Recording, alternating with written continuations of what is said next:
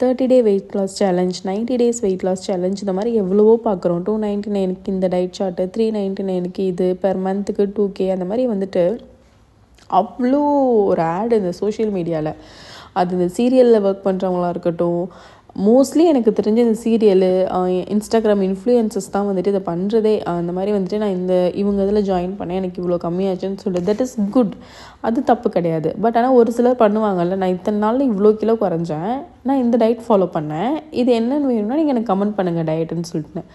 அது வந்துட்டு என்னன்றது எனக்கு புரிய மாட்டுது. அதுவும் இல்லாமல் நம்ம வந்துட்டு ஒரு வியூவராக நம்ம அதை பார்க்கும்போதுமே, நம்ம வெயிட் போட்டுட்டோம் அப்படின்னா நம்ம டாக்டர்கிட்ட செக் பண்ணி நம்ம ஒரு சில டெஸ்ட் எடுத்து டாக்டர் சொல்கிறத கேட்டு நம்ம ஃபாலோ பண்ணணும். எவ்வளவோ பேர் சூசைட் பண்ணி செத்துட்ருக்காங்க. இப்போ ரீசெண்ட் டைமில் கூட ஒரு பொண்ணு வந்துட்டு யூடியூப் பார்த்து வெயிட் லாஸ் பண்ணுறேன்னு இறந்துருச்சு. இது தேவையில்ல. இப்போ இதை பார்த்துமே நிறைய பேர் நிப்பாட்டியிருக்காங்களான்னு கேட்டால் கிடையாது, இன்னுமே அது கண்டினியூ ஆகிட்டு தான் இருக்குது. இதை பற்றி நீங்கள் என்ன நினைக்கிறீங்கன்னு எனக்கு கமெண்ட்டில் சொல்லுங்கள். தேங்க்ஸ் ஃபார் வாட்சிங். மறக்காமல் சப்ஸ்கிரைப் பண்ணிக்கோங்க ஃபார் மோர் வீடியோஸ்.